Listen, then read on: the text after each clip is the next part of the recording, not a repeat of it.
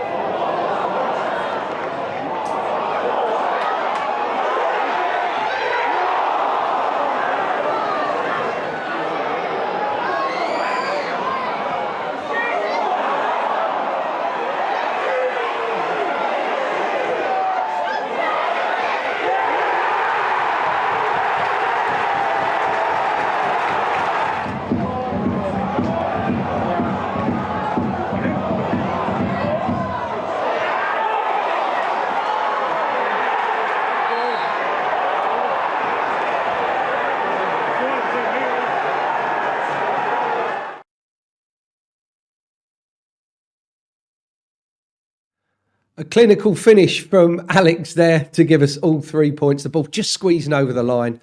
We're going to give him the goal, no matter what they say. So well done, Alex. And an important, as I said, 3 points again. That's 2 games unbeaten and 4 away league wins in a row for the first time since 87-88 season. Wow. I wasn't even born then.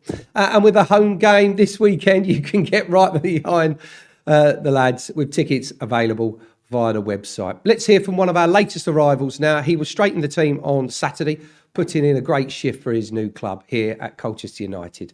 Here's Tom Hopper. Tom, signed for Colchester United. Must be excited about the next chapter in your career. Yeah, absolutely delighted. You know, it's a fresh challenge for me, fresh start. I'm looking forward to getting down, stuck into it all, and you know, it's been a sort of bit of time in the making. So it's nice to get here, and I'm looking forward to getting back, enjoying my football, and really getting stuck in. Yeah, and how did the move come about? And you know, sort of what kind of shaped your decision about whether you came here? There's been discussions with the manager, sort of over the last sort of couple of weeks. You know, he spoke really well. Someone I've known in the game for a while. Obviously, his reputation. I know a few staff here already as well. You know, Essex is where my family's based. You know, a little girl and my partner, and you know, I think being away from that for a few years, you know, and the chance here to really get back playing football and enjoying it after a tough 18 months on the pitch. So, you know, I'm really looking forward to that. I suppose with family now, that support network's important to you, with parents and grandparents and things like that. Yeah, absolutely. I think, you know, I think it's that sort of work-home balance. You know, if you're happy at home, you know, I think that translates onto the pitch, and you know, I'm hoping that's what's going to happen here. Yeah, and I presume you'll be looking to get straight into the action, training, and then a long away trip at Hartlepool. Yeah, no, I just want to get straight into it, meet the boys, you know, be around them, and get used to them, and sort of get playing football, get training, and then try and work my way into the team. And from what we gather so far, the transfer policy in this window hasn't been just about making sure we survive this year and move up away from those relegation places. It's planning for the future as well. And did that play into your thinking as well? Yeah, absolutely. I mean, the short-term goal is obviously to sort ourselves in this league, and then push on from there. You know, I think having conversations with the manager and the setup at the club, it's a club that wants to progress, and I think to be part of that would be fantastic, and that's something I'm aiming to do. A great performance from Tom and the rest of the lads. A real good professional shift put in at the weekend, and that's everything you'd want from a traditional number 9 in Tom, although he's wearing number 25 on his back. Only his first game, but he looks sharp, and I'm sure the goals won't be too far away for him in the future. Speaking of goals, you can vote for our January Goal of the Month competition over on Col U Tickets after the show this evening. But let's take a look at the contenders for Goal of the Month.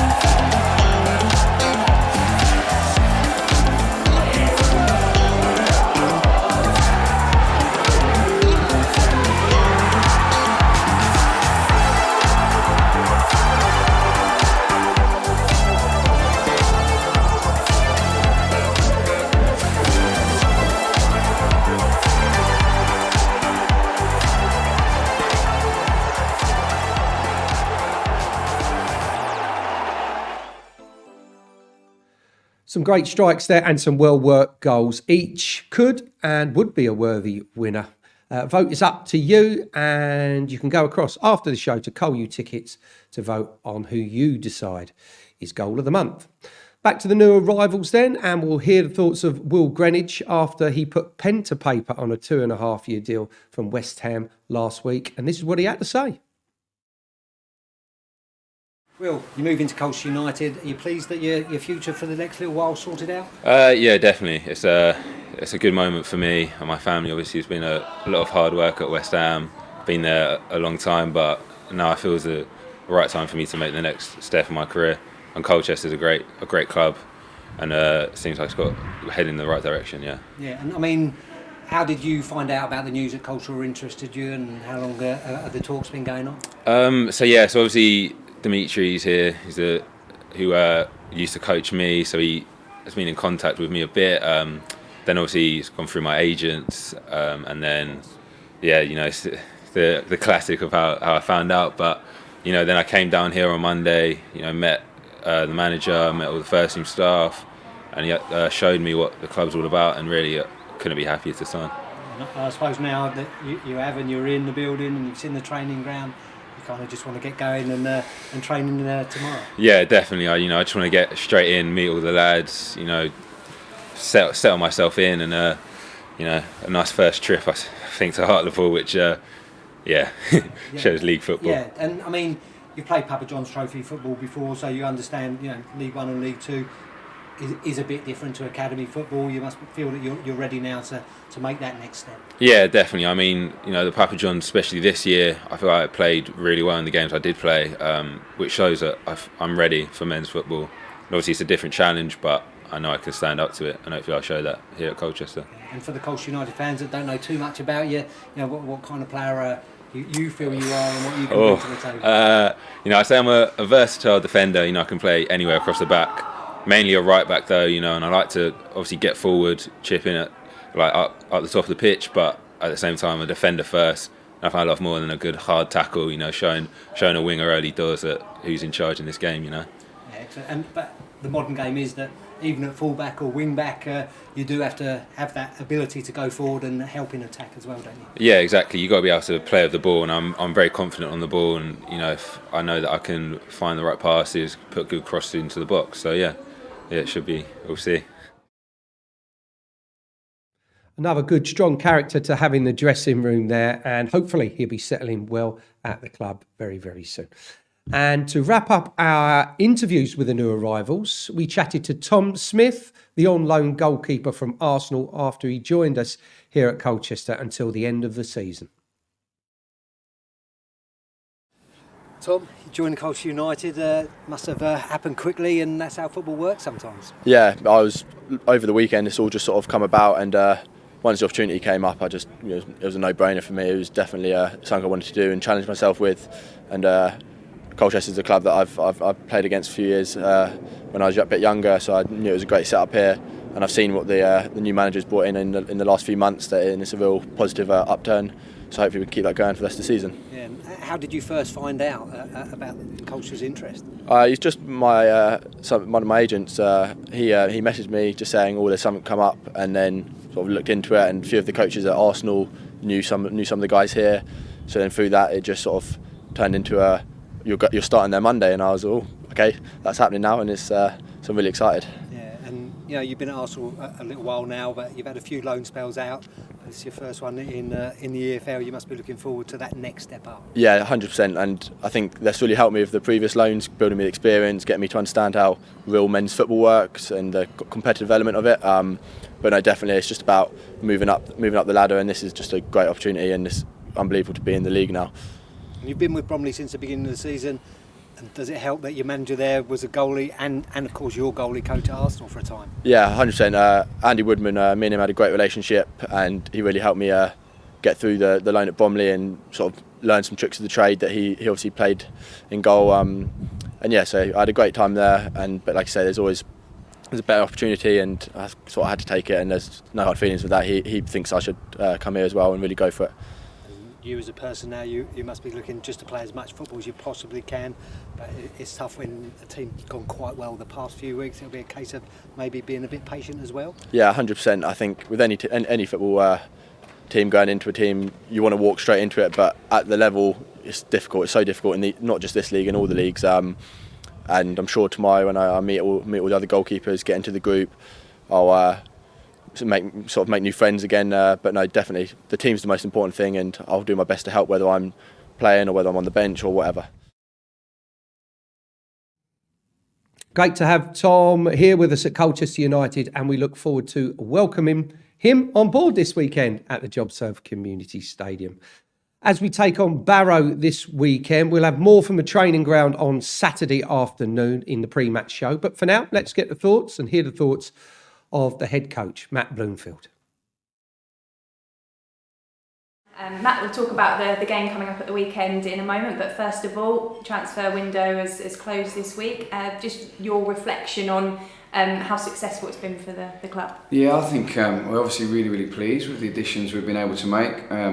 I've said it before, but I'll say it again. I thank the board and Robbie for their help with making that happen. I thought it was really important that we were able to freshen things up a little bit, and I'm really pleased with the character of the players that have come in and the technical ability that they've got, the experience that they've got as well. So I think that we're a lot stronger position coming out of the window than what we were going into it. And you've had that opportunity to, as you say, freshen things up and strengthen certain areas, but also to get cover in, and particularly thinking about the goalkeeping area, bringing in Tom Smith because of those injuries that you've got there. Yeah, I think it was really important that we were balanced in our opinions of what we wanted to do moving forward.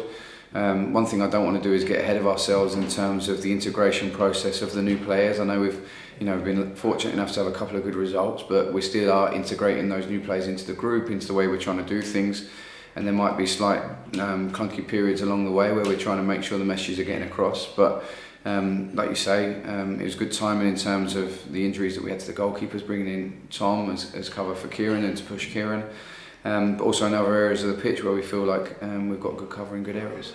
And you have managed as well to get some players who perhaps haven't been playing as many minutes, opportunities elsewhere to get game time. So good moves for some of those players as well. Was there interest in any of the other players that have been playing so well in the side, and pleased to be able to hang on to them as well? Yes and yes. Yeah, there was interest. I think that's probably been documented, but we're extremely happy to still have the squad intact that we wanted. So that's really good. It's not a nice side of football to see other players move on. It's not something that's particularly easy to deal with or nice to deal with, but it's a fact of football and a fact of life that opportunities for some means that not so many for others, and we want to be as proactive as we can and as transparent with the players as we can in terms of if we see their opportunities limited here, that we give them opportunities to move and play elsewhere. We don't want to keep players against their will or against to clog up the system. So we've tried to be as honest as we can and respectful as we can in that information, and it's led to other opportunities elsewhere for some of the players, which we're really pleased to see, because footballers want to play football, and if it's not going to be here, we want to make sure that we give them every opportunity to do that elsewhere. And do you feel you've got that balance right now, because you still have got a fairly big squad to manage, but do you feel you've got the players you needed to get opportunities elsewhere out, and you've got the squad that you can pick from and the depth to manage here? I think there was opportunities for others to move on and play some football elsewhere, which didn't happen for one reason or another, which is part and parcel of football, which is fine. But we've got a group that we're concentrating on and using for. We can't have too big a squad training. I spoke about this the other week. We can't just have inflated numbers training all the time. It's really hard to manage in terms of having a unity within the group and a happy kind of group who are working towards one goal. So that's part of the management of the situation. But we'll do that again with empathy and respect, and we'll try and manage it the best we possibly can. How do you communicate and sort of motivate any perhaps younger players that are aware that people may be interested in them, perhaps even putting bids in? How do you make sure they can use that in the right way? Because it could be, as a young player, quite disappointing if you feel like you might have had another opportunity elsewhere, but you want to make sure they're motivated to keep performing at this level to make sure that continues.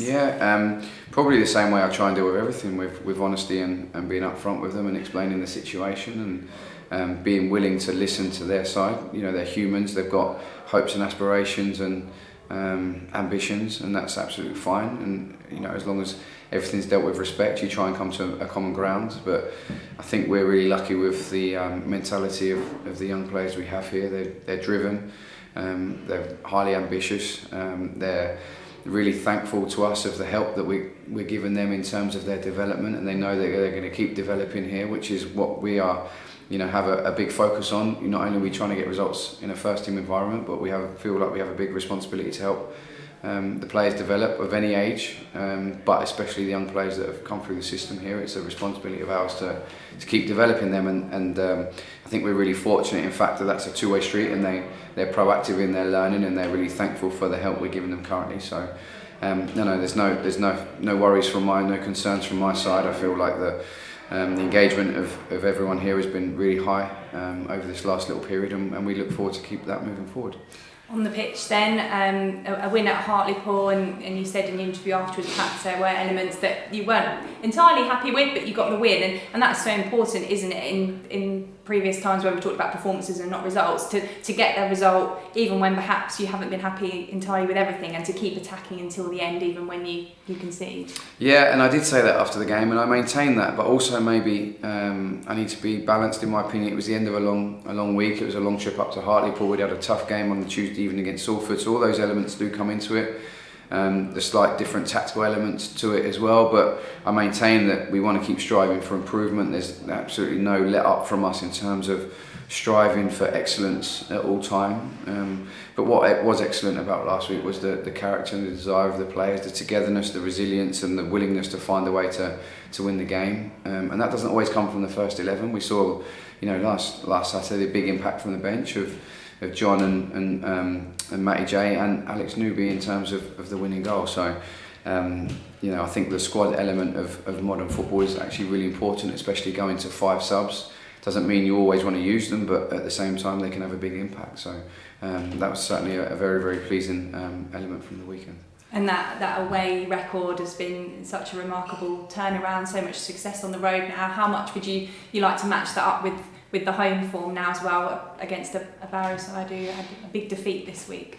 Yeah, of course we'd like to. I think probably it's worth saying that Barrow are a team that we respect, and we know that they're the qualities they bring in attacking areas. They've got some really, really good players. They've got some really energetic players, some good pace in attacking areas, and we know the high energy that they will bring on Saturday. I know Pete personally, the Barrow manager, and he's one of life's good guys. He's a really good man, and I wish him the best at all times. And apart from the game on Saturday, where we're going to be the best of enemies, but we know that they're going to bring they're off the back of a defeat last night, which they're going to be a wounded animal. They're going to be looking to bounce back. But of course, we want to put on a show in front of our home fans. You know, we want a home win. We want to make sure that we're giving them something to cheer about, and we'll certainly be doing our best to do that. That's pretty much it from us. Head across to get your tickets at the website, and also don't forget to vote for your January goal of the month, and we'll announce the winner on Saturday's pre-match show ahead of the Barrow game. Right, have a good week, whatever you're up to. See you Saturday, and until next time, it's goodbye for now.